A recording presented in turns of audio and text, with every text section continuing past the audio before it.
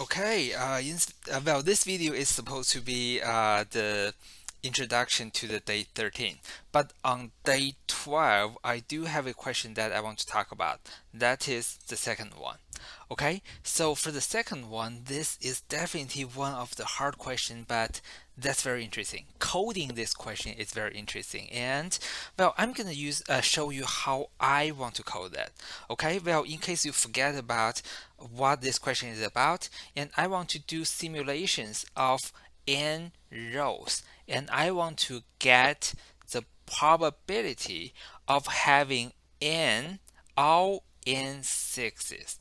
Okay, so say if we want to have the n, if we want to have the n as 2, okay, and then the only successful simulation, so successful simulation should be we have 6 and 6, and then unsuccessful simulations could be, say, 6 5 or 5 6 or 4 3 or 3 6, well, anything, or even 1 1, right? So for anything, as long as you don't have two sixes, you are a unsuccessful simulation. Okay, and then let's see how do we do n as 3. And then the successful simulation should be 666. That's the only successful one. And for all the other possible combinations, they will be considered as unsuccessful, right? So unsuccessful, it could be 111, 112, or 121, or 211, and da da da da. So it can be really a lot. Well, and then if we want to do the math, what's the probability of having a successful simulation if we use n as 2? That is 1 divided by 6 square, right? So that is 1 divided by 36. And how about this one? So that is 1 divided by 6 powers 3, 6 cube. Okay, okay, cool. So if you get this part, and then I think we are on the same page, and then I'm gonna show you how I can do that. And let me create a new file, because this test is going to be a little bit complicated, and I want to use my way to code it. Okay, so test out question 2. Okay, so I'm creating a new file called test out question 2, and here is what I want to do. And in this question, in the outer loop, I want you guys to do simulations for 100,000 times. Okay, so how about we just focus on one simulation? And then we just assume an n value as a 3, for example. Okay, and then n is 3. And now I want, for one simulation, I want to roll a die for 3 times. And by the way, I do want to import a random module. Okay, and then I want to iterate for 3 times. So for I in range n. Okay, and then I want for each row, I want to and then for each row I want to get a random number between 1 to 6. So current row equals random dot rand int, and then from 1 to 6. And then I want to check if current row equals 6. What does this mean?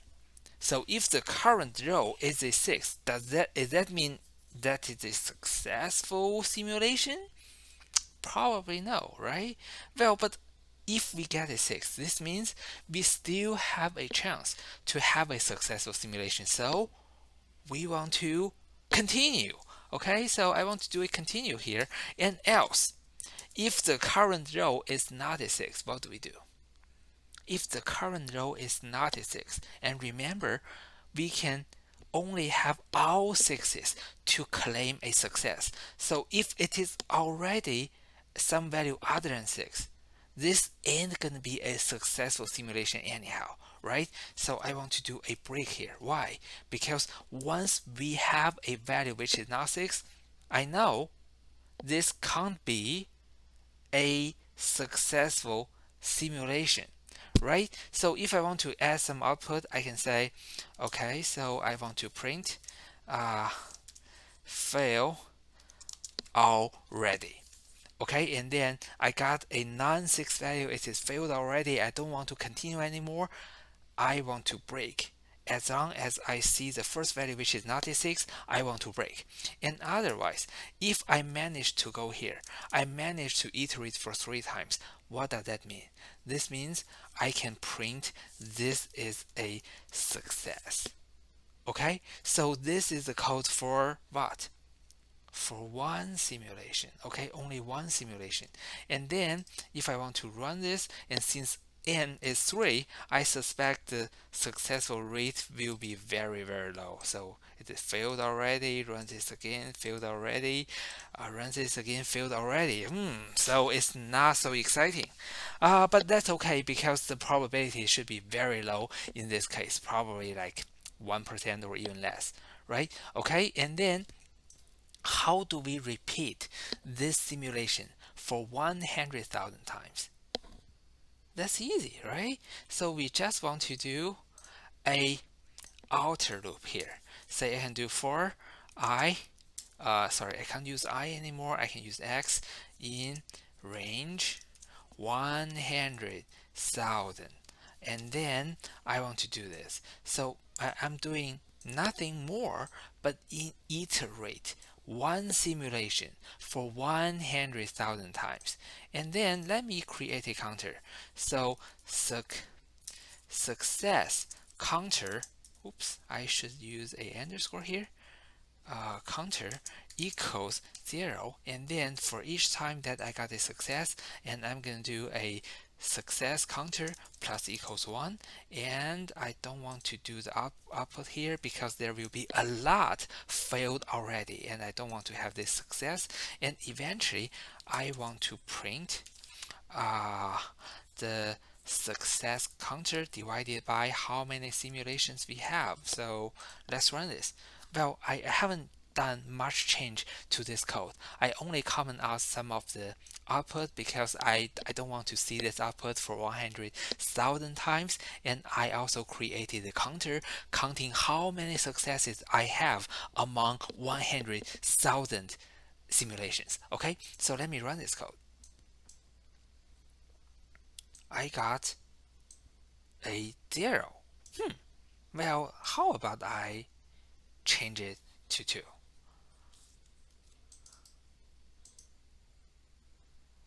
It is still a 0. Well, is there something wrong with the comment? It could be. I don't think it is the probability should be a 0. Okay? Now how about I do a 3? I don't think the probability should be 0 either.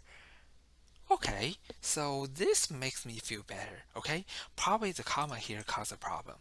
Okay, and now I have this code. This code is ready. I want to grab this code. I want to do a cut, and then guess what? I want to put it here. Well, when I'm putting it here, the very first thing you want to pay attention to is, well, the indentation is not correct because this code should belong to the definition of the function. And then I don't have to give the n value because the n value will be given here, right? So I'm gonna delete this n value because I don't have to define that. Another thing is this probability should be the return value. So I'm going to do a return instead of a print. And well, I believe this is done, but let me run this. Okay, this is correct. That's the probability of rolling 2 6s, and this is the probability of rolling 10 6s, and it's really impossible. Or this really the probability will be super low. Okay, so this is my solution to this part. And in my solution, here are a few things I want to remind you. Number one, you can start a separate file and then write a small piece of the code.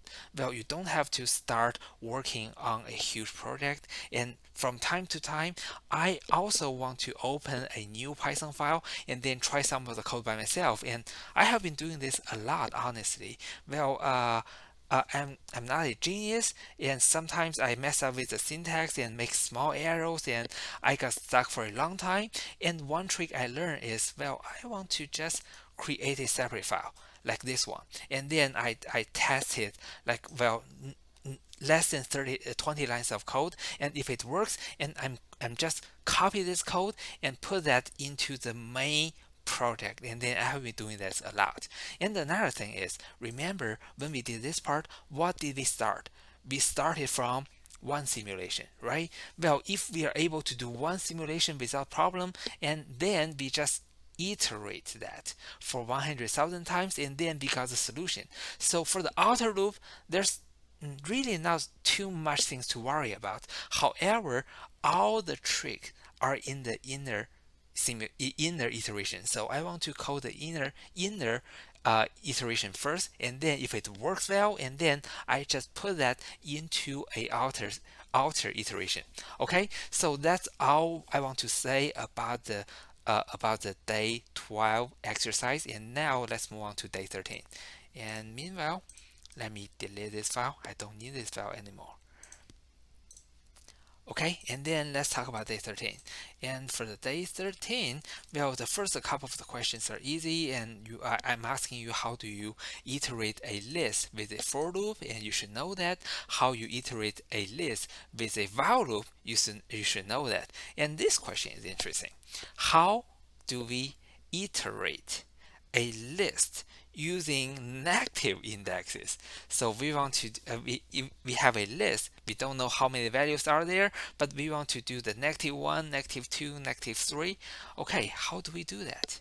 And say the first thing I want to do is I want to get the length of the list, which is len my list. Okay, and then how do we do the iteration? We started from the -1, -1, -2, -3. Say, if we only have 3 values, what are the indexes? They are -1, -2, and -3, right? So how about I just create a list of positive indexes, and then I multiply a -1 to that. What do I mean?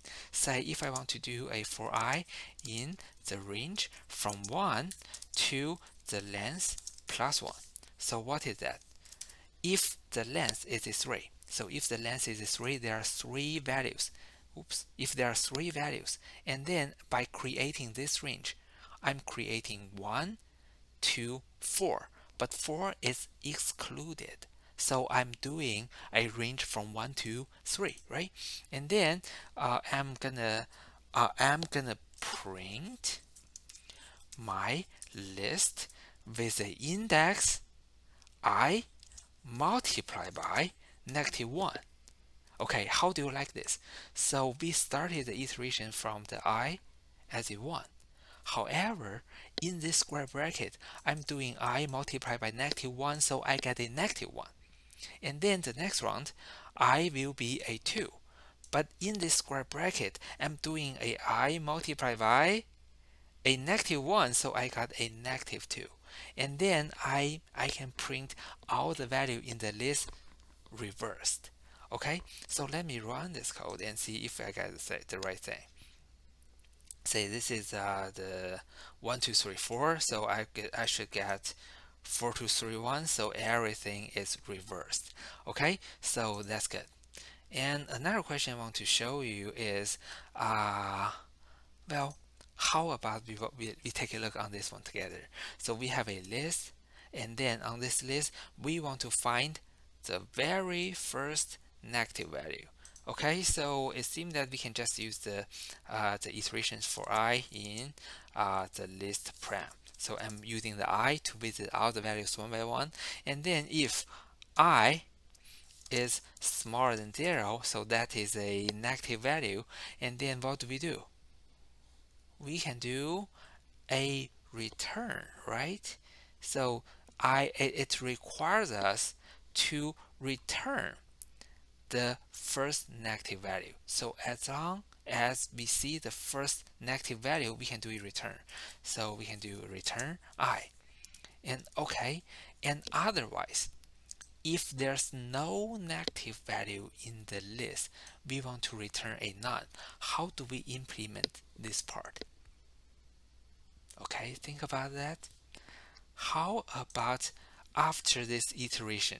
So after this iteration, if we have finished everything, we don't have a return yet, we can do a return none. Okay, how do you like this? Okay, what I can tell you is this version itself is correct. So let me run this code, and you will have the -5 as the first negative value, -4 as the first negative value, and none for this one. So this version is good. Well, but remember, when we talk about the iterations, we say doing an else is not always cool. The reason is, well, doing an else after iteration, it may make the syntax look confusing. So how about we do this? Okay, so after this iteration, if I'm able to get here, this means the iteration is finished. I'm not returning in the middle. So now I get rid of the else. Is that still correct? The answer is yes, because if I can get here, this means I'm not able to find a negative value in the body of the iteration. That's the reason I can get to this line. So if I run this, you see I got the same thing. Okay, and can we do even better? If we take this out, what does that mean? This means if we find a negative value, we return the negative value. However, if we go down, finish all the iterations, we don't have anything, there's no return value. But say not having a return value in Python means what? It means a none anyhow, right? So if I run this and then at the very end I don't say anything, by default a none is returned. So I can still have that. Well, for this question, I started from a kind of a complicated syntax, and then I'm improving the logic a little bit by a little bit, and eventually I make the solution shorter. Okay, so well, I hope this video can help you, and I know this video is a bit longer than usual, and good luck.